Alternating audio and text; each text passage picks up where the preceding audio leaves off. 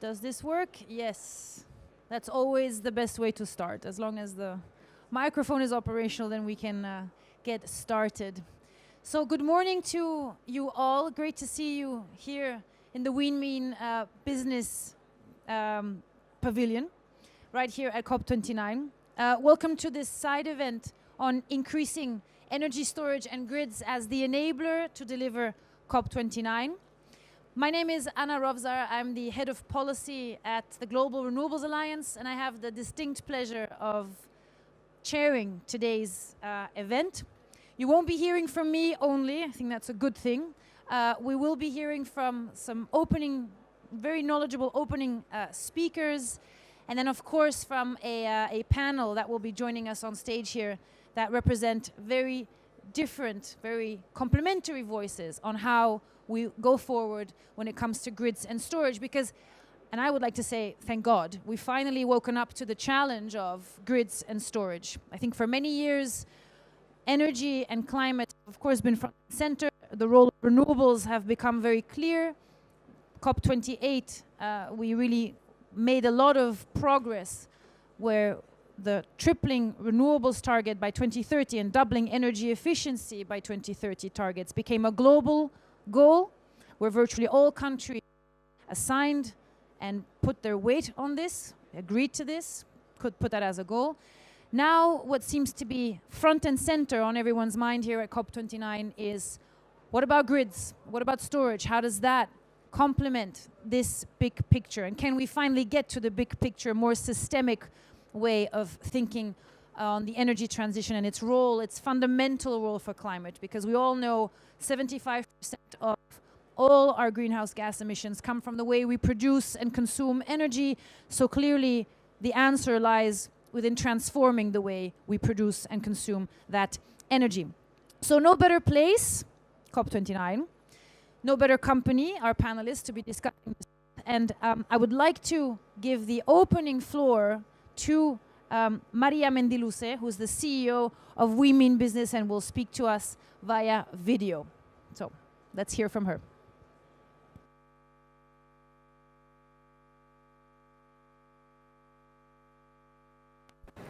Welcome to you all at the Women Business Coalition Pavilion here at COP29. It's a great pleasure to work with Iberdrola for years in a row now at COPs.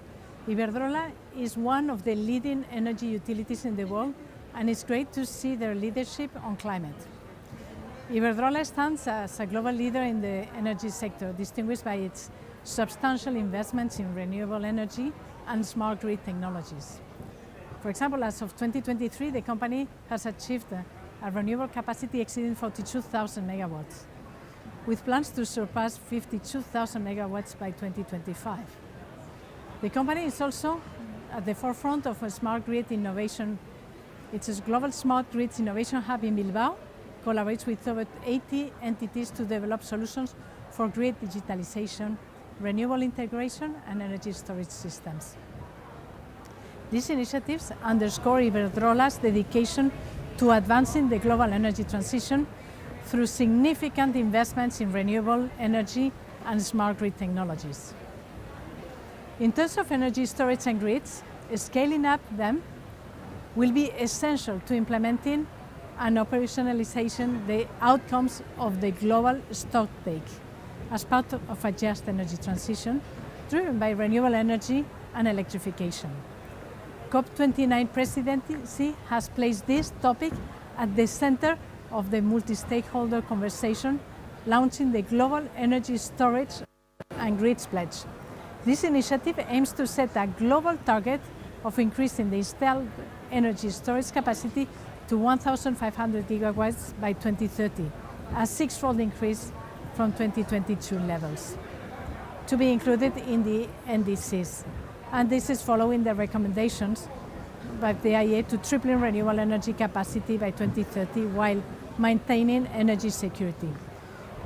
With that, I wish you a great discussion.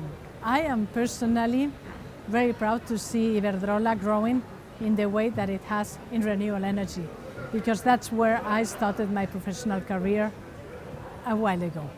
So I'm sure you're going to enjoy this meeting. I'm looking forward to the discussion that is going to unfold, and keep moving, keep advancing renewable energy, which is part of Iberdrola's identity and success.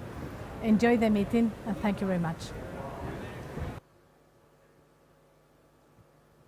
Well, thank you very much, Maria, for setting the tone in terms of this side event, of course. We know front and center now what we're speaking to. The Global Energy Storage and Grids Infrastructure Pledge is what is on the agenda. It's being discussed in these very rooms here at COP29. Within the next hours and I think day, we will be having some idea about what will happen with this pledge. And that recalls, I look to Julia, it brings us back to, I think, at least for us as GRA, last year when we were very hopefully awaiting, pushing, advocating for the tripling renewables target. And when that became part of the text, it really did give a sense of purpose. I think that's what we all need at COP29, a renewed sense of motivation, commitment to keep doing what we're doing. So grids and storage is really what we're going to be looking at this session. Maria already alluded to this on what the pledge stands for, a real increase of a six-fold increase of storage compared to 22 levels by 1,500 gigawatts by 2030. We'll be learning a bit more about what that means for grids as well in the next opening addresses, because we have a few more messages from real authorities in the energy space. And I'd like to turn to our next speaker, our next video statement by Nijar Arpadarai, who is the UN Climate Change High-Level Champion at COP29. This is typical for a moderator where I might be jumping too fast into the correct names. You know how things change really fast at COP29. So the next video address is indeed coming from Dr. Fatih Birol, the Executive Director of the International Energy Agency. I'd love to hear from him. Dear colleagues, renewable energy boom is a major success story. During the COP28, all the countries around the world to reach a global target of tripling renewable capacity. And our recent analysis show that even with the existing policies and investments, renewable capacity can grow 2.7 times between now and 2030, which is very close to this global target. But in order to reach this goal and turning the capacity to generation and provide an electricity market globally which is secure, affordable, and clean, we have to make some additional efforts. And we believe at the IEA these efforts, additional efforts, need to come mainly from two angles. One, building grids, upgrading and building grids. And we think to reach our targets, the global grids need to increase by 25 million kilometers. The second one is storage, mainly battery storage. We think that there is a need to build 1,500 gigawatts of storage capacity globally, again, mainly from batteries, in addition to other flexibility measures. And to do that, robust international cooperation and more investment will be needed.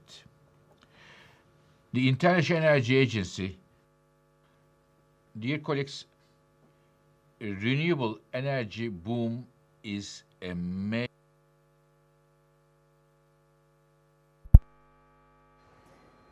Fantastic. Thank you for this video statement. Thank you to the IEA for pointing out what factors into the pledge going forward.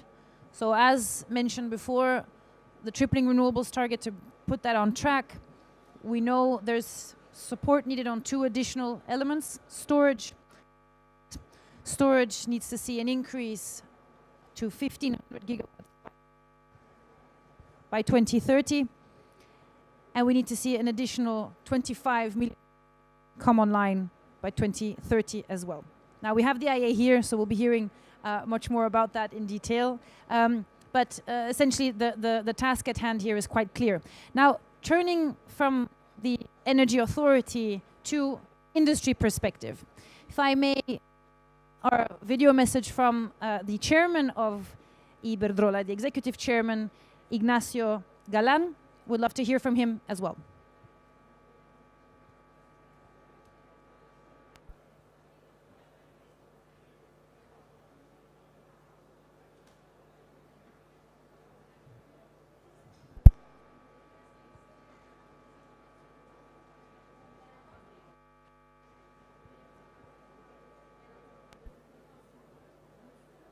Good morning, everyone. We have just I'm sure we'll get there in just a minute. There we go. Good morning, everyone. We have just lived the largest natural disaster related.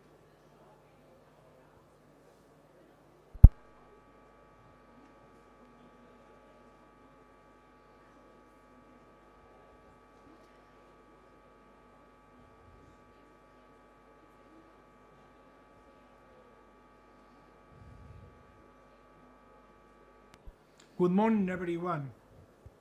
We have just lived the largest natural disaster related to climate in the history of Spain. The tragic storm floods happened in Valencia, in the east part of the country, resulting in more than 200 deaths and 500,000 people without electricity service. But thanks to the heroic efforts of hundreds of Iberdrola employees, contractors and volunteers, supply was already restored in record time. This shows the COP29 comes in the right time to take decisions to adapt critical infrastructures to climate change. We need more security supply, more resilient, and a better use of our natural resources. And the best way is to invest in electrification, creating at the same time opportunities in terms of reindustrialization, competitiveness, and job creation. We have to make the 21st century the age of electricity.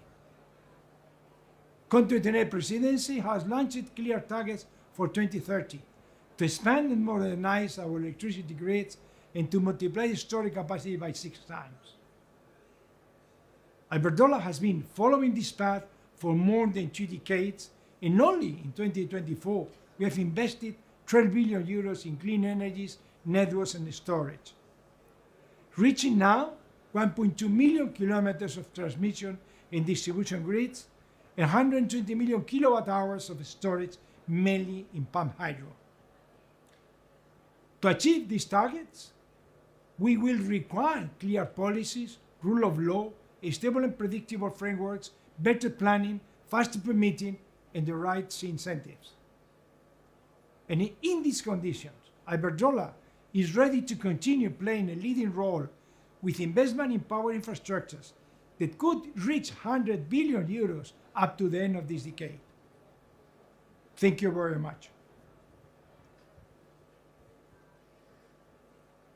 I think the executive chairman points to the need of this being a collaboration between governments, industry, financiers, multi-stakeholder platforms. I mean, this is embodying, of course, the very spirit at COP, but it's important to highlight this. It's something that we as GRA really hold close to, because governments may set pledges like they do, but then the onus falls on the industry to get it all built. And it's no small task. There are many challenges ahead. This is something we focus on a lot. The executive chairman mentioned permitting, for example, where in many parts of the world it still takes longer to permit a renewable energy project than to get one built. And the aspect of grids really falls very importantly within that, and that's why this pledge is on the agenda. Maybe turning towards our final video message of this morning to Adair Turner, who's the chairman of the Energy Transitions Commission, to give us his take as we prepare for the panel. The only way to get to a net zero global economy by mid-century is to electrify as much of the economy as possible and to decarbonize electricity supply. And the cheapest way to decarbonize electricity in most of the world is with renewables. And that's why last year at COP28, the world agreed a target to triple renewables deployment by 2030. But solar and wind are variable sources of supply. So we need to work out how we will meet demand when the wind doesn't blow and the sun doesn't shine. There are many answers, including long-distance grid interconnection and demand-side flexibility, but also crucially, storage, deploying the multiple storage technologies now available from batteries to compressed air, pumped hydro to hydrogen. But they now need to be developed at scale and fast, with at least a 6-fold increase in capacity by 2030. COP29 should therefore, we believe at the ETC, commit to that 6-fold target as the natural complement to the 3-fold increase in renewables generation agreed last year. Thank you very much to the Energy Transitions Commission to highlighting again why it is that we're talking about grids and storage, the idea of net zero, the idea of the 1.5 degrees, keeping that alive, simply because it's the only way and mid-milestone by 2030 to keep temperature rise within control, within the 1.5 degree target.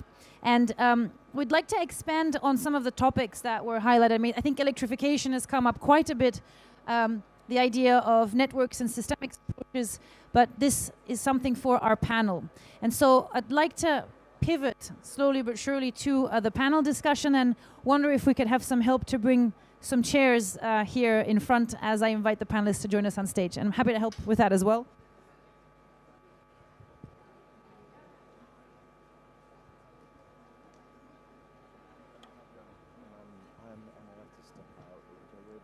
Yeah, no worries. Sure. Thanks a lot. No I'll problem. try and stay, but I might need to go. Thanks a lot.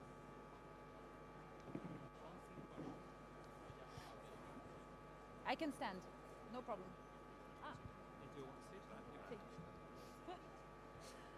So please do take your seats in no particular order. I know who you are, so I'll be able to call you out. As long as you're comfortable and as long as the audience can hear us well as well.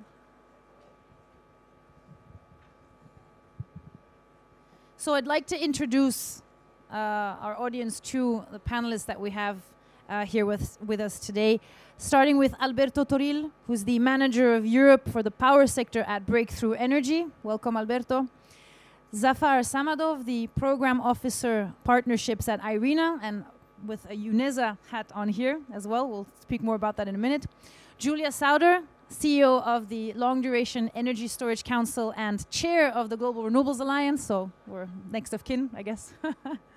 Araceli, sorry, my papers, because I want to say this right.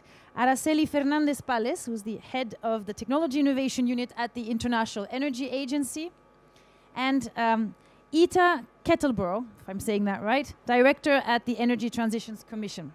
So thank you very much to all for being here, and I will take perhaps a seat like you are.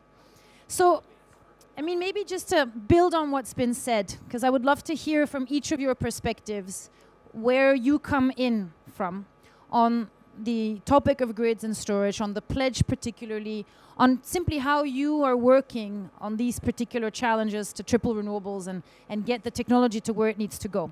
Because, you know, we know that grids and storage is absolutely the backbone of our power system. We seem to have woken up to this challenge. We seem to be talking about it much more than we did in the past. There was a lot of calls for that to become part of the agenda. Safe to say that it is now. It's being discussed on the pledge today, tomorrow. And really a lot of it has to do with electrification, as was mentioned in all three statements. The world is expected to electrify much more, at a much more rapid pace, 6 times faster in the next 5 years than in the past 5. We are going to see this come from variable renewable energy sources, from renewables increasingly so, because as we have these energy and climate goals, that is the direction of travel that we're setting for ourselves. So it needs It means that countries need to upgrade, modernize their grid systems, need to think big and think how some of the technologies can be upscaled there.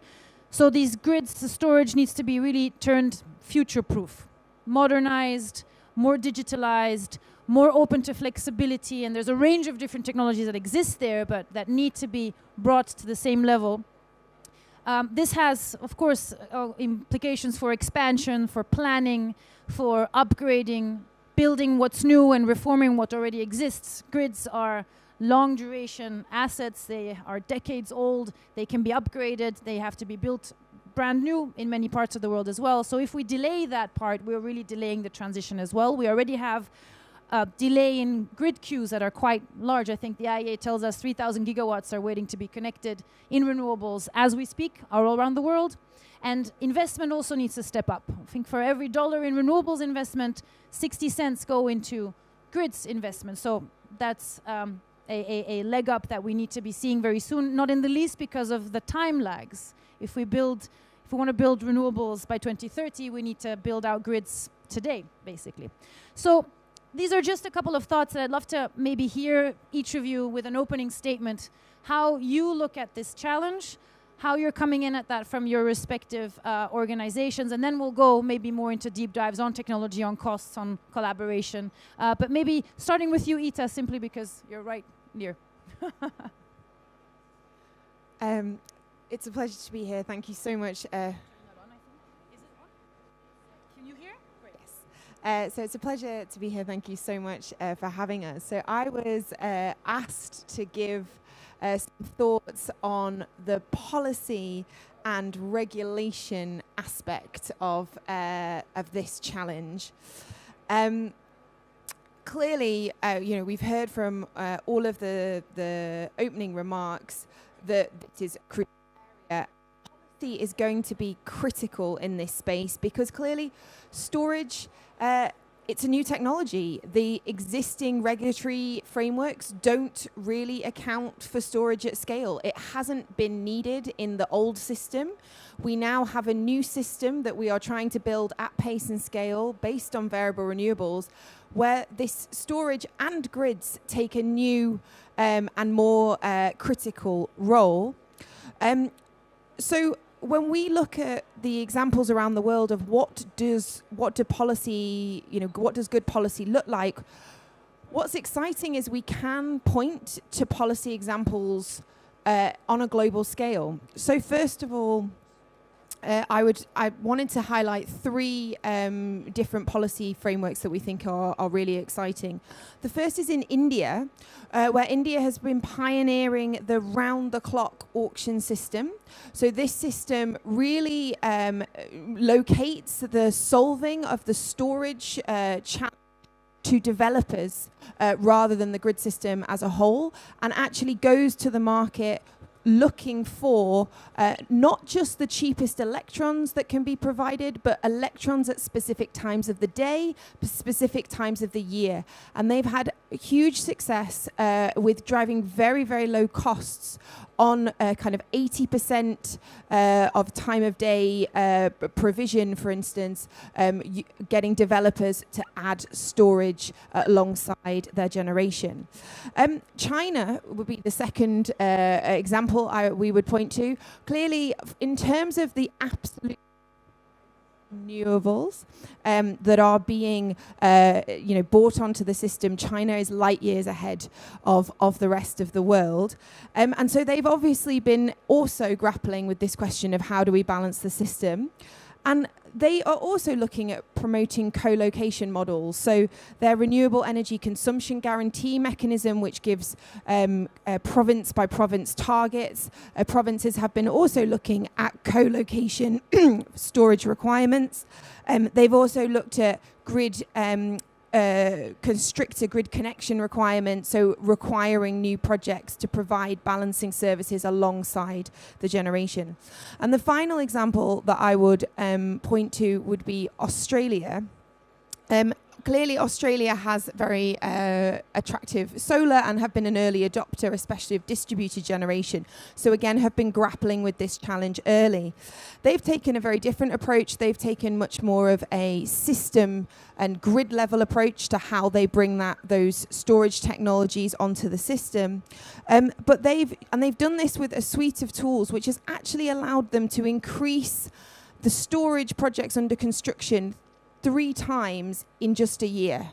So going from 1.4 gigawatts in 2022 to near 5 gigawatts of storage under construction in 2023. And they've done this through a range of different mechanisms, including, having capacity markets that allow storage to include clear renewable energy zones, and also reforming regulations to make sure that, and power market design to make sure that storage can contribute on an equal footing, which is often not the case. For instance, storage often is, double charged for grid connections despite providing grid balancing services. So there are a range of examples that we can point to across the world of where policy has been successfully bringing on these technologies. And if we kind of look at what are the hallmarks of those things that we need to kind of be rolling out across the world, clear and stable policy frameworks. That was also mentioned by the executive chairman, that the stability is very, very key. Standardized market mechanisms that allow storage to compete on an equal footing, and also around grids, real recognition of investment ahead of need being need. So shifting our mindsets and shifting the regulatory and policy mindsets of how we see grids from a static, lowest cost minimizing, to a crucial part of the system that we need to invest in ahead of time, avoid bottlenecks, and unlock future generations. So if those principles could be rolled out in more geographies in the world, we believe that would really accelerate deployment to 2030. Thank you, Ita. It shows that policy really matters, that there's already quite a few indications as to what needs to happen, not in the least because of what has taken place in the past 10, 15 years in renewables, but now that is catching up and being expanded towards the wider systemic things, like you say, the system stage approach. And these examples, India, China, and Australia, really do point in that direction. So thank you for this opening. Araceli, maybe we've heard from your executive director, we've heard how important it is that we now also have a grids and storage pledge to accompany and to, let's say, expand on the tripling pledge. How does the IEA sort of come in on this, let's say, pledge at large? Thanks very much, Anna, and again, thanks to Iberdrola and all the organizers within business as well for the invitation. I think it's a very crucial topic, as has been mentioned in different interventions. From the IEA, we're really excited to see and enthusiastic about the momentum that this pledge is gaining, and certainly is an indispensable complement to the pledge of tripling capacity from renewables that was put forward last year. We actually see, there's been great momentum in terms of capacity additions. Of course, we've seen this another kind of record year at the end of 2023 with this 560 gigawatt of renewable capacity additions being in place, and the numbers this year look very good. Just looking at the numbers by the first half of this year, we see a 36% increase in solar PV. So again, all looking very promising. And just to put that in context, because we don't have to forget the importance of that, if we manage to triple capacity additions or renewable capacity by 2030, and we also double energy efficiency, will be 2/3 the way we need to be to reach net zero emissions by 2050. So it's really, really a very important milestone. But of course, as has been said several times, that cannot be basically providing its benefits if we don't really complement it with a flexible, with a reliable, with an affordable electric system that could turn this capacity into generation, as the executive director of the IEA mentioned.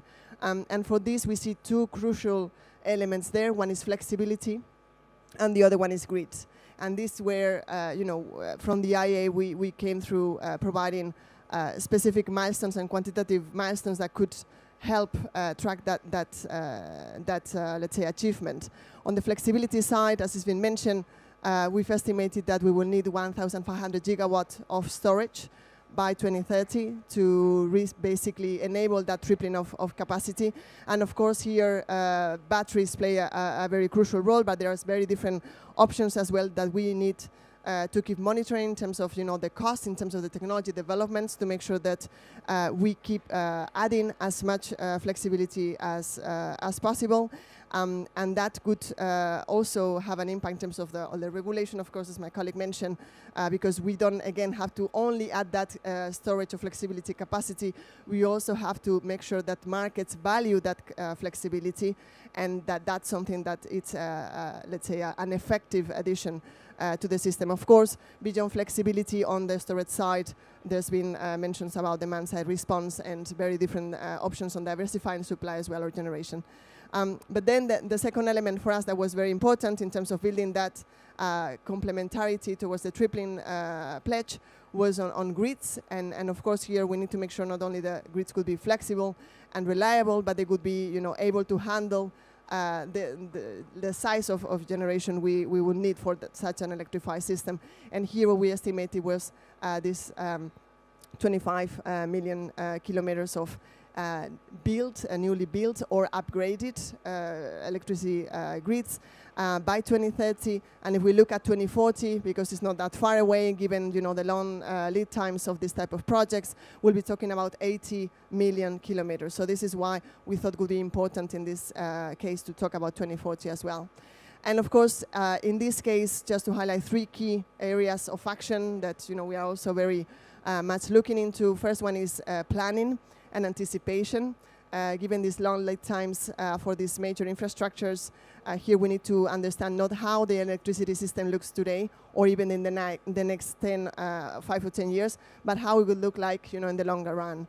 And this is where trends like we're seeing of increased electricity demand for data centers, for increased use of AI and many others, beyond the actual electrification of the system that would be required, are very important trends to watch in that respect.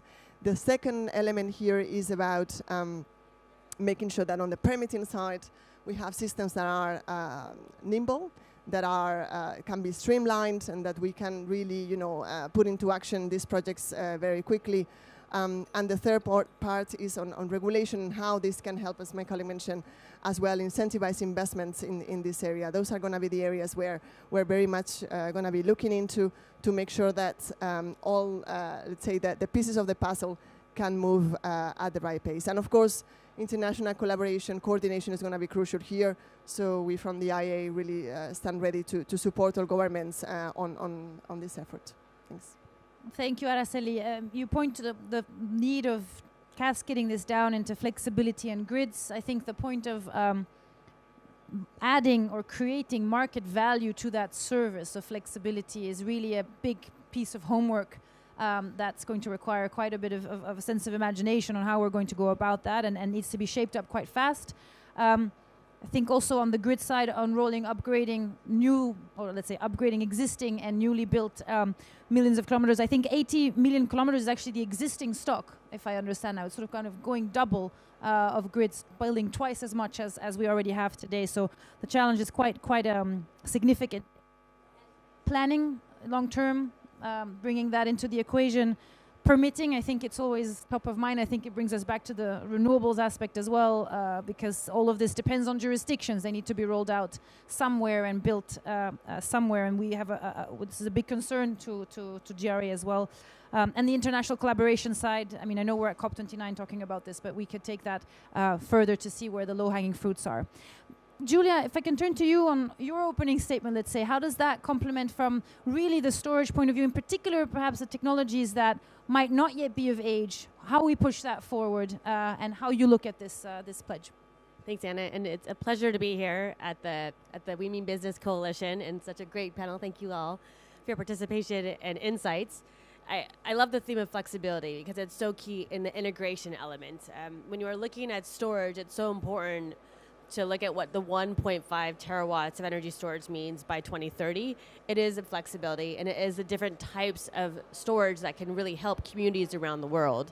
And we also look at storage as not just a 2-hour, 4-hour, but we need the 8-hour, the 12-hour, the 48-hour, the 100-hour, the seasonal and the ultra-seasonal. And this was hinted on earlier in the presentations about, we need that reliability and flexibility so we can address the variability of renewable energy. And what's great is that there are energy storage technologies available today. They're deployed around the world and they need to scale up. And that's why targets matter, because they help give the tool to incentivize markets and give that continuity to really bring forward the scaling of those technologies and all storage technologies. The other thing too is that, benefits, savings, costs, the curtailment of renewable energy around the world is in the billions of dollars, and this is enormous, and we need to focus on how storage can help maintain value add and the benefits of the greatness that we get from renewable energy. And because of the cost incentives, this has created policies to bring more storage in the marketplaces. And especially you see this in Chile, the United Kingdom, and most recently Brazil. And so this awareness of really needing more renewables online, but needing storage to be paired is critical. And so building on to the cost and savings, your point about the backbone, storage is integral to all communities, whether you want to be behind the meter in a community, a microgrid, whether you want to be in a mining center or an urban center. There are different types of storage that can utilize existing infrastructure, repurpose, and then replay and reprogram. And this is huge because it really ties together the financing, the policy, and the industry to commitments that, again, connect to the target and then to the communities of how to deploy more storage. And on the flexibility piece and the coordination, it's really important that we really kind of look at all the different tools. The Global Renewables Alliance focuses on grids, supply chains, financing, and permitting. And storage is essential to every component here. It's kind of the lifeline that connects all of these elements. And we really want to showcase that we need that diversity of storage technologies. So the batteries, almost every element on the periodic table, the gravity, the pumped hydro, the compressed air that was mentioned. There is the thermal energy storage, the rocks, the salts, the recycled materials, the bricks, and then there's the chemical, the hydrogen. So the power to heat, and the power to X all exemplify the need to electrify our economies. And again, we have the tools and stores to do this in a very economical way as we deploy in greater numbers. So it's critical that countries here at COP pass the 1.5 storage target and the grids target, because we need that continuity to continue to make sure we receive the benefits and the savings of deploying more storage. Thanks for that. Indeed, we're going to need them at all scales. I quite like pinpointing on this. This is, at all different scales, a solution that needs to be scaled up at everywhere, whether it is on the technology side, so the duration itself, but also the applications from productive uses to mines to utility size scale. It needs to be very, very large indeed, and that's why countries need to pay attention. It can't go one without the other. Zafar, maybe if I can turn to you. I mean, we know it from IRENA, which represents the Renewable Energy Agency, all its countries that are brought together to work on renewable energy going forward. But you also represent UNESA, which is the Utilities for Net Zero Alliance, and that brings together quite a few, I think 30 plus utilities that have probably more. 45 now. There we go, 45. So we're growing fast. I'm too conservative. 45 utilities that have set a goal for themselves to collaborate on delivering precisely this, so in industry at aggregate as well. So could you tell us how you come in, how UNESA in particular looks at being part of delivering that pledge, maybe upholding its end on the bargain if this gets signed tomorrow? Thank you, Anna. I will actually use my two hats, and I will start with the governments, because this is what we do at the agency. And the whole energy transition outlook that we just published, giving us the clear pathway, what needs to be done to stay on 1.5 degree. First, with these two new pledges, it's two new international commitments that we're taking globally. So a lot needs to be done by the governments, first of all. In terms of the grids, just to start, we spoke about the policies, regulations, right? The governments now need to set up very specific targets in their strategy, national plans, delivery mechanism. You would be amazing, but many ministries don't speak to each other in the national governments, and now they must to speak together. They need also to think how the energy sector, the power sector, could speak to other economy sectors. We need to think about the co-location of the industries.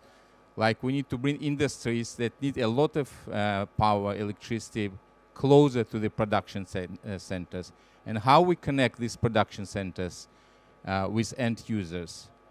Secondly, once the targets are in place, the government should do the better communication all across the line ministries, but not only with government entities, utilities, as we spoke about, but also people, communities. Why the grid projects are not getting on the ground? Most of the countries, because we are not good at speaking to people. So the local communities are extremely important. While we need to bring this amount of grid capacity so quickly, we need to think about how we involve people without compromising environmental aspects, social aspects. So everybody, all people, all communities, countries should benefit from this energy transition. The storage aspect in many countries still is not allowed, as you mentioned. The storage is not part of the system. So countries just starting, many countries introducing the regulation how the storage could be brought into the energy system. And we need to also exchange experiences within the countries, how we can do it faster. Now let me speak about the utilities. Utilities for Net Zero Alliance is a powerful platform. We have the members here, partners here, and they very clear what they want to do. Back at the New York Climate Week, they published the high-level statement on supply chain. In fact, if we want to deliver all the grid infrastructure, transformers, smart systems, flexibility needed, there is actually no materials. This is another shocking surprise. Just in Europe, if the Europe go ahead, they lack half of the materials required for the next years to come. So basically, we're competing with each other. In the Middle East, if the big project announced in one country, there is immediately lack of supply in other countries. So we are at that level of the problem. So we have to work with supply chain. We have to de-risk supply chain, and we need to make sure that the materials are there. And for this one, the industry needs the long-term outlook. We should stop bidding on one project. We should start bidding on the pipeline of the projects. That's why the UNESA collectively published the new targets, 117 billion US dollars going to renewables and grid on annual basis. Is a demand signal to engage the supply chain. And maybe my final comments will go to the financial institutions. We would have to deploy the enormous amount of the capital now into the grid and energy storage. ARENA estimates around 10 trillion is needed in renewables, 5 trillion in grids. And these are staggering figures because we used to spend public money for the grids in a lot of countries, and it's just not possible. So we need to find innovative way, mechanism to de-risk and bring a lot of capital into here. And the like pension funds who are sitting on the trillions, they now more comfortable investing in renewables, but we need also to work with this community. Do they start investing in the grid infrastructure, energy storage, because it's a good for the planet. It's a good for investors, but we are not there yet. So we'll do this session at ARENA Assembly in January. We bring the utility members, partners, the financial institution to speak about how we can bring investment into the grids. And this will be maybe one of the key points we have to start next year with specific action, not looking at the pledge, but looking at implementation of the pledge by different stakeholders. Yeah, so trying to think already ahead as to what happens after tomorrow, and bringing in the financing institutions here is very important. I think we all have that challenge. And looking at, I like your point, storage is not yet part of the system in certain ways. How do we solve, or let's say that part of the equation?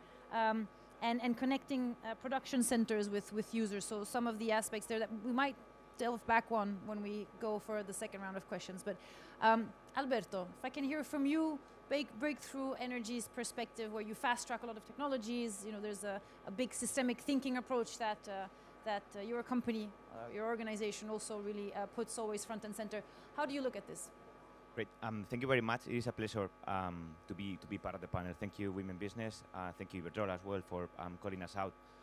I want to start reflecting on what Iberdrola's chairman was mentioning about what is happening right now in Spain, just to highlight the reality of the climate disaster that we are seeing, right? We often think that, climate change is far away from our homes, it's far away from time bases, and it's still not here. The reality is that it's already here. It is affecting all of us. It's been the biggest disaster, climate disaster ever in Spain.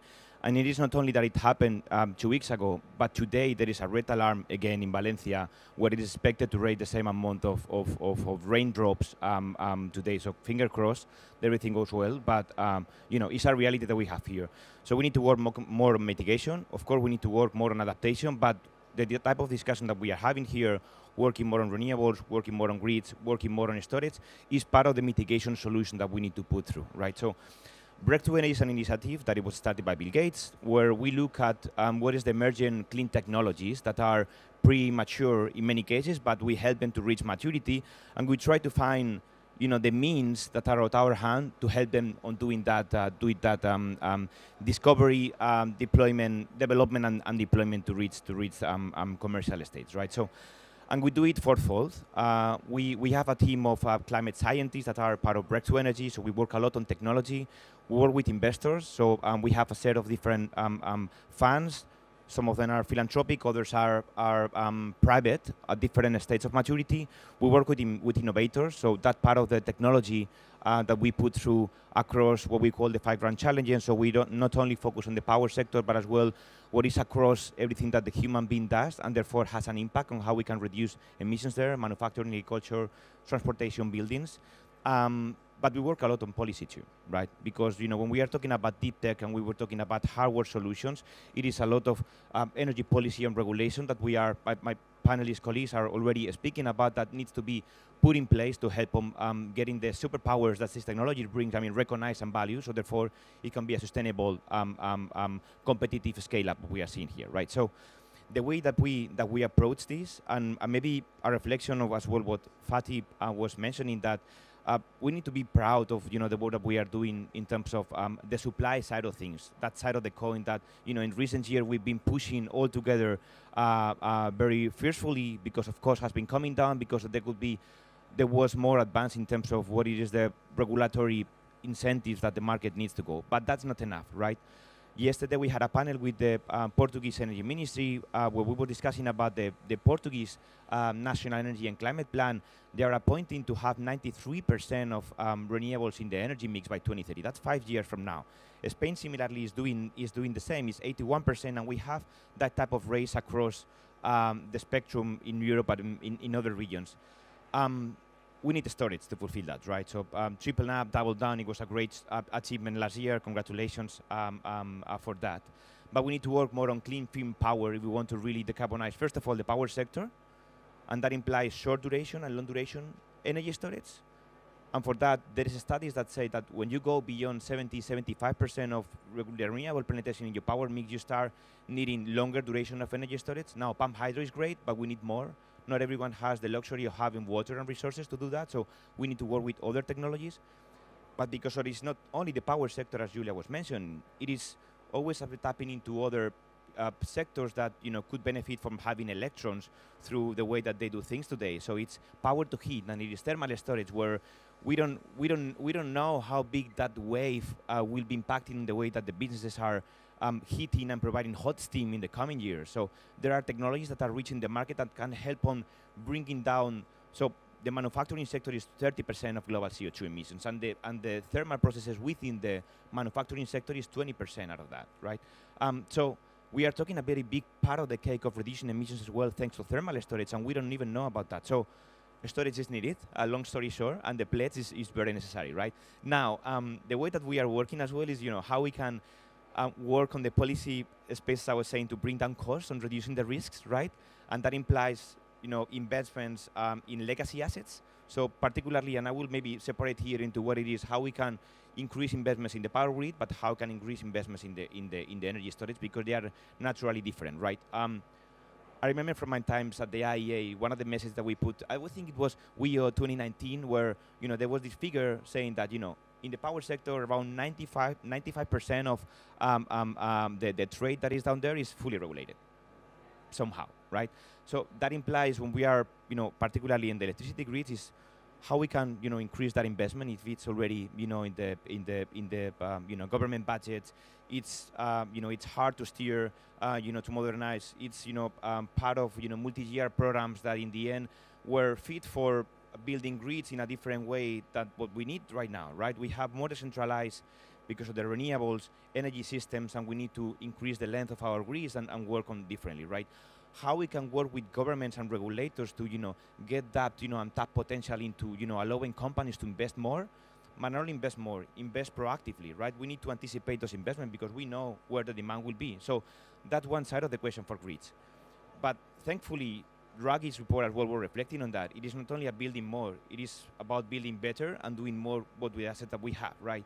So how we can, and there is regulation, how we can, update the existing regulations so utilities, TSOs, DSOs can get paid for modernizing their grid. So for, grid, getting out grid enhancing technologies, and there are, a plethora of them that can support us at commercial stage already and get paid for doing that, right? So, so recently we did a report with an association called CLG Europe, and that was quoted by Draghi's report where we were, working on, what is the role of superconductors, advanced conductors, synchronous condensers, storage as a transmission asset, and all of them together were helping us on getting, to that target faster, more economically. We were saving time, we were saving money, but as well, we were increasing the capacity out of that. So we were working as well with communities that have social pushback and the nearby situations, bypassing through technology some of these issues. Of course, no silver bullet here.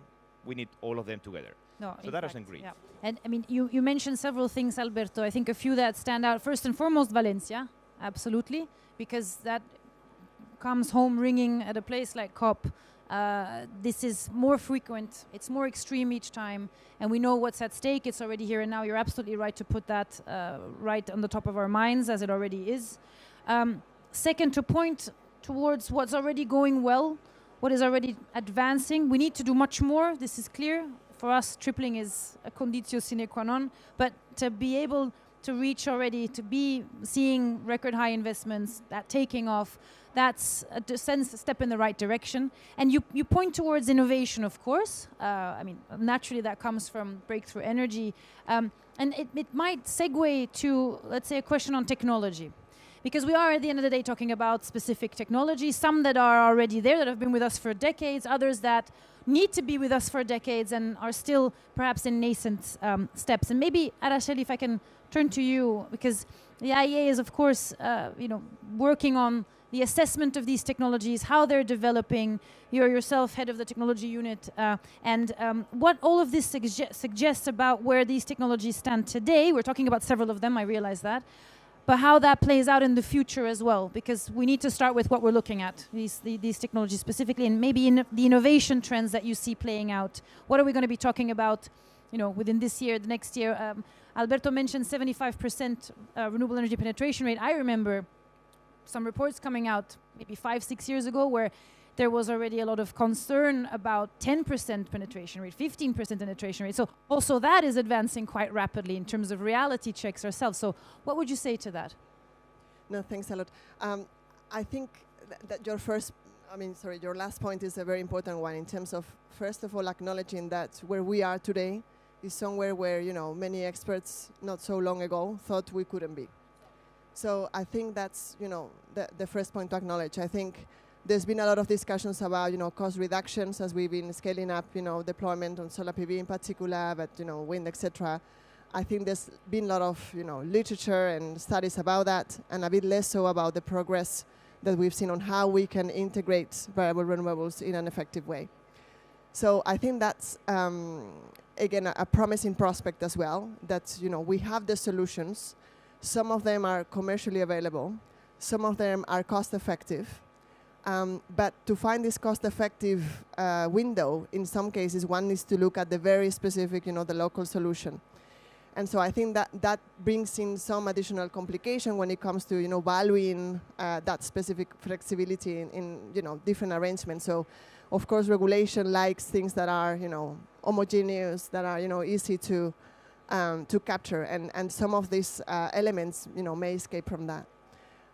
But beyond that, I mean, beyond these kind of, solutions that we know, again, not only on the supply side, but also on the demand side. I think, again, in all the discussions around electricity, often, I think less so recently, but often, I mean, we forget about, what the end-use sectors, what the demand side can do. And, I mean, of course, we're pushing towards electrification, but one of our focuses, for example, from the IEA in terms of monitoring new technologies, goes beyond, the area of flexibility and storage, and it's also about, how we can actually electrify end uses. Again, there are some sweet spots here. I mean, tremendous numbers and market trends on electric vehicles, in particular, segments. Even we're seeing, very good progress on, heavy-duty vehicles as well recently. But, there's much less, let's say, often discussion around, other heavy areas of end uses, particularly industrial sector. Even thinking about heat pumps, is very common discussion for the electrification of residential heating. A lot of plans, a lot of regulations to try to incentivize that market, even if we've seen some, again, good prospects, but some, slowdowns, particularly in the European market, for example. So again, something we need to kind of keep watching and provide steady and stable, predictable support. But heat pumps is something that could have a lot of great potential, for example, for industrial processes, and that's something that is less visible in the market at the moment. So again, here there's less talk about, let's say, technology developments themselves, but it's more about making it affordable and cost competitive in different processes. And to be honest, in quite some cases, to make some industrial players aware of what the heat pump technology can deliver today, which again has made good progress. And heat pump technology needs to permeate different areas of the industrial sector that are not typically operated by large companies. So, how we make aware these small and medium enterprises of, the opportunity to switch toward heat pumps. And then, of course, when we move away from, low and medium temperature thermal needs in the industrial sector, and we enter into, steel production, different areas of chemical production, cement production, etc. So again, there's different challenges to electrify those processes that tapped into technology developments that could be needed. So for us, this is a key area to monitor. Again, we've seen progress, but mostly concentrated in certain regions, particularly in Europe with some, large pilot demonstration projects. That all needs to be spread out to other different regional contexts.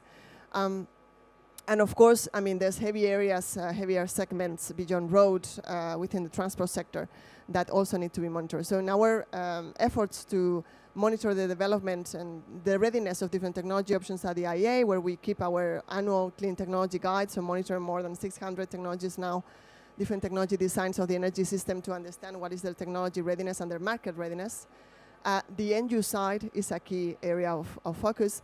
But then just very quickly to get back to the supply side, the generation, I mean, we really think that here is not a problem of, let's say, a technological problem. It's more, as we've discussed before, regulation, investments, making sure grids wouldn't be the bottleneck. We don't think that we would need, let's say, unknown technologies from now to 2050 to meet this challenge. But of course, we remain very open to, very recent developments we're seeing with, demonstrations even in fusion or even, space solar. So there's very kind of, let's say, I don't know if revolutionary would be the word, but more breakthrough technologies to watch that a few years ago were a bit like, out of the question. They are coming back. But we don't have to go so far to really, make progress today. There's a lot of things that could be investable projects, bankable projects that can happen already. Julia, maybe, building on Araceli's points, because she points towards the technologies advancing at different speeds, at different scale. There's a lot of excitement about certain of them. You hear, you read in The Economist, boom expected in storage. It'll make, fantastic cost efficiency curves. So, invest. When you get asked as CEO of your long duration energy council, a storage council, to give a bit of a reality check, a nuance, like where do we stand? Where technologies are going? Which are the ones that are about to be online? How about for the long duration? How do we go about that? How do you give that reality check to whoever wants to know and it doesn't know? Great question. And today we have a report published to help on the reality check. So in the report, you'll see a map around the world of where long-duration energy storage projects are already deployed. And looking at pumped hydro, which has been around for over 100 years, it almost covers the world. But then you see all the new long-duration energy storage technologies that are deployed, and it will be continued to deploy. So we're seeing, even though we want to get to the 1.5 gigawatts, we see a need of 1.5 terawatts of long-duration storage by 2030. And we already see about 500 gigawatts of long-duration storage in the next few years that are being contracted and will be deployed. And we're seeing the diversity to great points of different industries need different things. And there are thermal energy storage technologies that take waste heat and store it in rocks and salts and then use that heat at temperatures that can be 500 degrees Celsius or even 1,000 degrees Celsius and use it even as heat or steam or power in the industrial sector. And so this is already being deployed and we just need to scale it. And so it's a great way to show that you're building off the efficiencies that exist, you're using the existing infrastructure, and then you're also building on the momentum with bringing renewable energy in to show that this can be done. We're also seeing, example, in Europe, we have 2 projects that are electrochemical, so they're batteries, and they're 10-hour batteries that are at existing mines where they can actually use the existing solar on the site and use the infrastructure that can be the solar and the storage so that the mining actual, not the actual like machines can be powered on renewable energy for over 10 hours. And so this is phenomenal. And I can keep going through a list that actually exists. And it's not just projects that are deployed. We're also seeing that the global policies are really important, but they're infiltrating the communities because India, great example earlier with around the clock, Gujarat is the first state to introduce a long-duration energy storage tender because they are already have over 22 gigawatts of renewables, and they're looking at 50 by 2030, and they desperately need long-duration energy storage. And they're looking and asking for different types of durations for different parts of the community and different types of long-duration storage. In South Africa, with industrial zones, there's customers that are making potato chips, making cars, they're making parts of cellular phones. They've all asked for different types of long-duration storage so they don't have to waste anymore the wind and solar that they have on site. And this will give them the reliability, the flexibility, and the security so that they can really demonstrate they're meeting their sustainability goals, but they're also providing benefits to their local community. So it is happening, but we need to scale it up. But what's thrilling to see is that the markets like in Australia that were created are also incentivizing different types of technologies to be brought to market. And again, to your point earlier, this doesn't stop at 2030. This keeps going. And some technologies can be built in a year, and some can be built in 5 years. And I think, again, that the diversity and that security of commitment over time is so important. One last thing I just want to point out, too, is that in addition to what long duration can do for different industries, long-duration energy storage is replacing backup diesel generators in many island nations because it's already at cost parity today. And so this is another attribute that brings to fruition. And I was speaking to someone earlier from way north in Canada where it's so cold, but long-duration storage can also deal with extreme heat or extreme cold and provide that certainty over time. So this is really thrilling to see, and you'll see more in our report about what's being deployed and what more needs to come. Thank you, Julia and Araceli, for pointing where we are at technologically speaking. It's different speeds and different levels of scaling up, but there's a lot of that needs to be done there, and maybe that brings us to how do we finance all of that. And I'd like to maybe turn to Ita and to Alberto about this, simply because it was going to require quite a bit of innovation on those nascent technologies that still need push. Is that a private sector versus public sector issue? How is this been comparing to how other technologies, let's say renewables, for example, it's the closest example time-wise that we can think of, how that's been done in the past. There are some lessons learned from how that was done, and where the technologies are perhaps faster, how can we really give that final push, let's say, towards crowding in the private sector financing, getting that up that learning curve, let's say, or down that learning curve, I should say, and really sort of shift the needle on that. Maybe Ita, would you like to share your views, and then Alberto? Well, at this point, Julia decides. Yeah. It's fine. I was just want to start saying that all industrial revolutions has been led by the private sector. So that is exactly the same. So the clean industrial revolution has to be private sector led, but public sector enabled, right? When we talk about storage and financing storage, I mean, as well, we have set different conditions, right? When we are talking about already commercialized state technologies, lithium-ion, pump hydro, and traditional ways of storing that has been long-standing with us, they have, even though the road ahead is difficult, they have the privilege of being able to tap into private or commercial standardized private lenders, commercial banks, private equity infrastructure funds that can able to provide the private capital needed to deploy project at scale. Now, this is not the case that it's happening with new long duration energy storage technologies, and that premium, that green premium, that over cost compared to other solutions right now, mainly gas CCGTs for power to power or gas for in furnaces in the thermal sector. Has to be breathed somehow, right? And this is where the role of the public sector, but as well the role of philanthropies, as we do, come into play to be able to bridge that gap and help on the risking and risk allocation, allocating these over costs, so we can pave the way for the private sector to take the leadership here. Right now, Julia was mentioning to several projects that are happening. Right, we've been involved in some of them, and we are directly through our project finance capital vehicle that it's particularly focused on long duration energy storage project. I mean, we are trying to bridge that gap now. How do we do it? So at the Breakthrough Energy Catalyst, that is the name of our program, we have crowding $1.5 billion dollars. Half of it is on the way of grant. The other half is flexible equity. I'm saying flexible because we are not looking for an IRR here. We are trying to, open up an industry, by taking the risks that others cannot do because we are a philanthropy.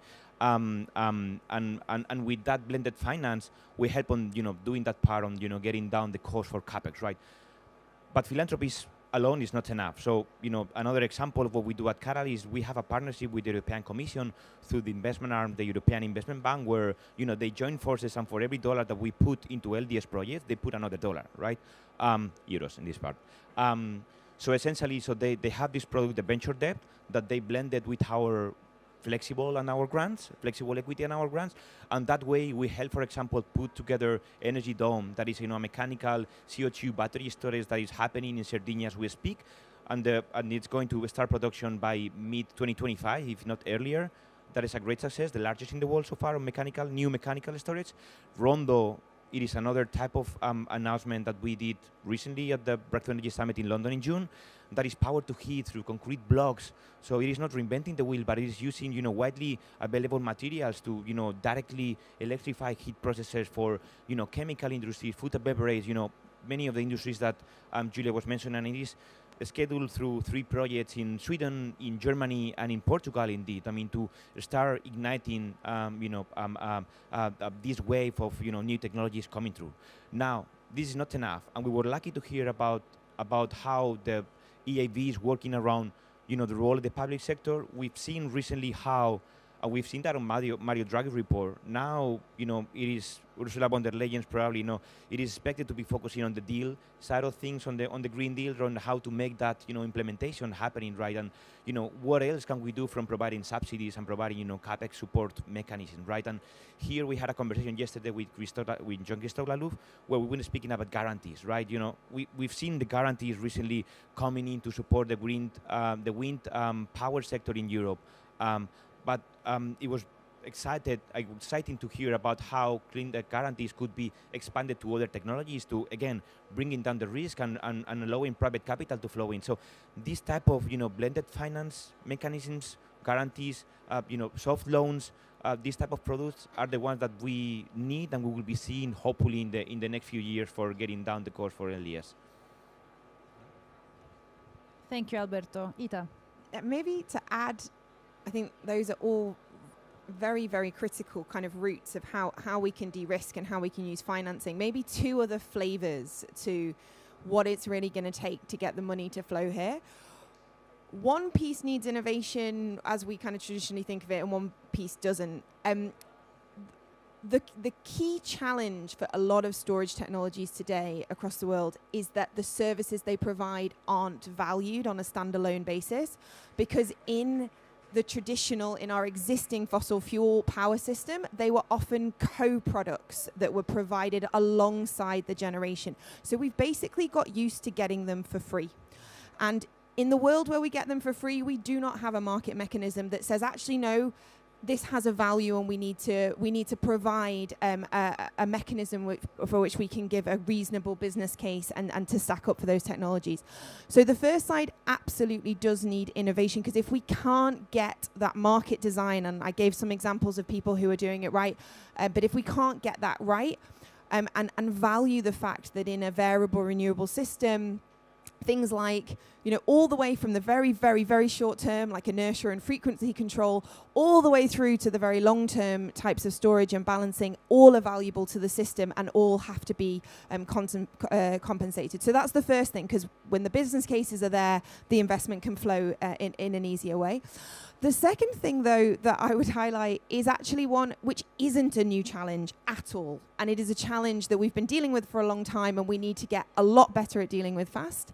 And that's planning and permitting. Because planning and permitting increases risks. At the moment, many of these projects are just stalling in the pipeline. They can't get through these very long, very lengthy planning and permitting processes. And in that world, you're making those projects even more risky. You're making it more difficult, more costly to invest, which is the exact opposite thing we need to do. And at the ETC, we did a big piece of work on this recently, where we were looking at, primarily wind and solar, but there are others who've also looked for transmission lines, where we believe that it is entirely possible for us to cut planning timelines in half across technologies. So for offshore wind, going from kind of 14 years to 7, maybe for some of the long distance transmission lines going from kind of 12 to 14 years to 6 years, but doing so in a way that doesn't sacrifice community and biodiversity outcomes. And we do think those are not trade-offs. We can kind of have it all if we grip this. Very quickly, not time, and we've listened to lots of insights, but just the highlights of things that help on planning and permitting: strategic vision and planning, knowing what we want to build and where. One-stop shops. Sometimes developers are going to 10 government agencies. Can they go to 1? Making sure there's enough people to process the applications. And then on the biodiversity and community positive designs, starting from projects that say, how do we make sure the benefits are felt locally? That can be all the way from things like oyster farms on the bottom of wind turbines, all the way through to revenue mechanisms to compensate local communities with cheaper energy. We've got lots of examples of what works. That bit, the planning and permitting, is not new. It's not innovation. It's entirely within our grasp to do, and it would accelerate finance. Thank you for pointing out permitting. It's incredibly important. It's on the list, in fact, but apparently we seem to be running out of time, so I'm happy that you combined that. And I'd like to, in that spirit, Ita, do the same thing in my next question to Zafar. Because you mentioned supply chains. I think this is very important. It's also on everyone's minds, especially as we start to get questions on how do we include supply chains in industrialization policies from the emerging markets and developing economies, for example. How do we get local value down into those parts of the supply chains as well? And linking to that, regional collaboration too, regional integration even, if I will, because these technologies, of course, are meant to go beyond just one area. They're meant to interconnect in many parts of the world. And so I wonder how, at UNESA, for example, and within IRENA, you're looking at this and proposing next steps when these questions are asked by governments, by utilities themselves. Thank you, Anna. I'd like to make more like a different angle in terms of there are some regions and countries where already a high level of renewables. There is already grid infrastructure in place, but they have a lot of potential for the country and for the region. And for those countries, like example, just in the morning we were speaking about the Brazil's case. Yeah. Several weeks ago I was in Kenya, was another example. What do they do? So what they're looking for is to develop more of green industries that would actually create a more demand for renewables, where this infrastructure can be fully utilized. This is another aspect. Now we didn't speak today about the data centers. This is something very important also in the future, because some of the data centers in US already like a size consuming energy of a country. So this is another example where we need to bring the users, consumers of energy, and those who provide that energy. And supply chain is there to provide it. The storage, a lot of batteries made in China, we mine them one country, we win all across the world and send the battery ship. These countries want to have a sustainable mining and produce batteries where they are, so the people and countries can fully benefit from the transition. So these are different examples what the countries is looking for. Utilities out there that in the past they thought nationally. That's very inherent in the utilities because they had to take care of the national energy system, which is not case anymore. So utilities now have to work internationally. They have to partner with each other and to see how they can go much faster together. So this is the spirit of the UNESA, to identify where is exactly the bottlenecks. Is it the common challenge, regional specific country, and then address that bottleneck. And this is effectively what we start doing here at COP, and then what we're going to do in the years to come to make sure that the pledges that we adopted are implemented on time. No, in fact, I think that if I were to have one more question, but I might leave that to the closing remarks of Bruce Douglas, who's the CEO of GRA, but it would be like, what comes next, actually? Because when we came out of COP last year, the question was, how are we now going to hold countries accountable to the pledge? How are we going to, let's say, measure that progress going forward? How do you look at the impact metrics? How do we now include grids and storage within tracking progress on tripling renewables? But I'll leave it to Bruce to maybe ask or not ask that question. So thank you very much to the panelists for this fantastic discussion. It was wonderful to hear from you directly, and we'll look forward to hearing whether how Bruce can sum this all up. Thank you.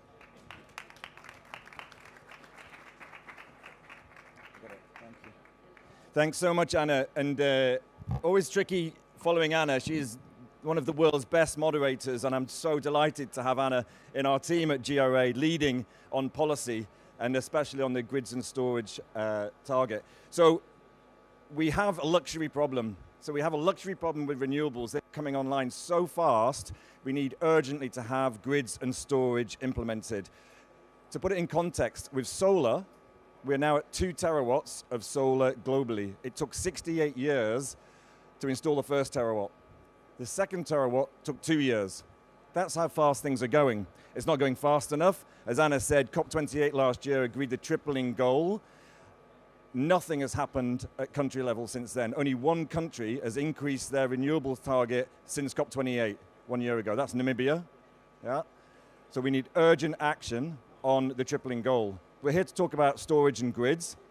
The 11,000 gigawatts, which is the tripling, cannot be done without flexibility. And flexibility means grids, storage, demand-side management. We need to move the green electrons in time and location. So time being storage, location being grids. Without that, the green electrons can't be used. And what we're seeing in many jurisdictions around the world now is solar production during the day creating low or zero prices, the famous duck curve, which is now a canyon, and that needs to be dealt with by grids and storage. We applaud the COP29 presidency for bringing forward the pledge, so the global energy storage and grids target. You've heard a lot of the details about that, but what we say is targets are not turbines, or more appropriately here, probably promises are not pylons. I'm sure there's a storage analogy I could use, but you get the point that you need to turn those global commitments into national plans and local projects. How do you do that? So the challenge is the same as for renewables. It's permitting, finance, and supply chains. And the key to unlock those is policy. You need enabling frameworks. Zafar, you said it very clearly, clear, specific, long-term, stable policy frameworks. The opportunity we now have is the NDCs. So we're urging here in COP29 all governments to use the opportunity of the mandatory updates of their national determined contribution, basically their climate plans, use that to insert in their ambition, so national targets, specific so renewables, but here I would also reference the importance of including specific grids and storage targets within the NDCs. And finally, and most importantly, is the action piece. The action meaning energy plans. So where will this happen? Spatial planning. How will it happen? How much will it cost? What technologies?